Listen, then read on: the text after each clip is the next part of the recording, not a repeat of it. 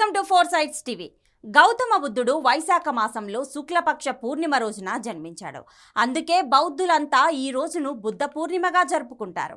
మౌర్య చక్రవర్తి అశోకుడు క్రీస్తు పూర్వం 249లో నిర్మించిన స్తంభంపై ఉన్న శాసనం ద్వారా గౌతమ బుద్ధుడు 623 బీసీలో దక్షిణ నేపాల్లోని లుంబిని ప్రాంతంలో రాజు శుద్ధోదన మహామాయాదేవి దంపతులకు జన్మించాడు. ఆయన బోధనలతోనే మన భూమి అఖండ భారతావనిగా అవతరించింది. వైజ్ఞానిక రంగం కొత్త పుంతలు తొక్కుతూ విశ్వగురుగా అవతరించింది. ఆ స్వర్ణయుగం గురించి తెలుసుకుందాం.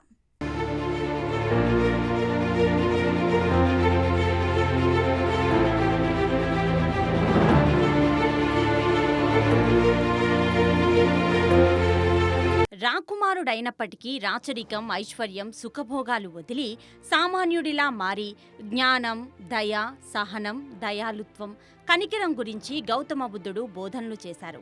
అహింస ఆవశ్యకతను తెలియజేశారు. నేను చెప్పాననో ప్రముఖులు చెప్పారనో ఏదీ నమ్మకూడదు.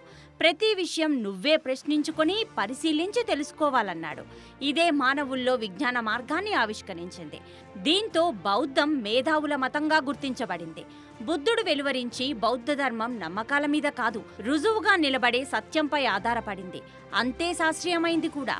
శాస్త్రీయత అంటే హేతువుకు నిలబడేది, పంచేంద్రియ జ్ఞానానికి అందేది. దీనినే మనం ఈరోజు విజ్ఞాన శాస్త్రం లేదా సైన్స్ అంటున్నాం. ఆయన బోధనలకు అత్యధిక ప్రాధాన్యత ఇచ్చిన అశోక చక్రవర్తి సామ్రాజ్యం ఆఫ్ఘనిస్తాన్ను దాటి ఇండోనేషియా నుంచి రష్యాలోని సగభాగం వరకు వ్యాపించి ఉంది. అప్పటి భూ విస్తీర్ణం 56 లక్షల మైళ్ళు. దీనినే మనం అఖండ భారత్గా వ్యవహరిస్తున్నాం.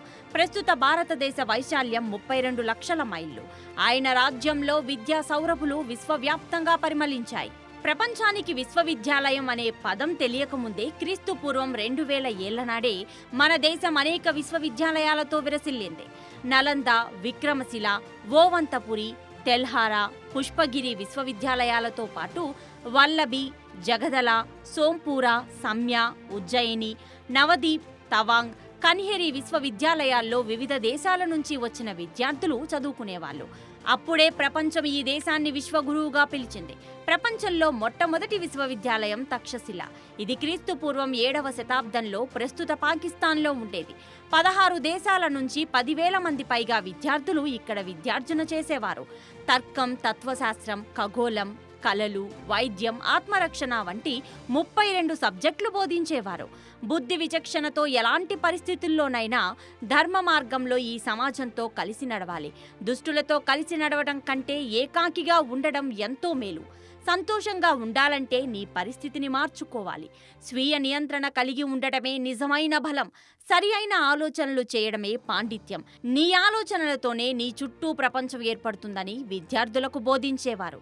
ప్రతి మనిషిలోనూ ప్రజ్ఞ అంటే జ్ఞానం, శీలం, ధ్యానం ఉండాలన్నది బౌద్ధ నియమం.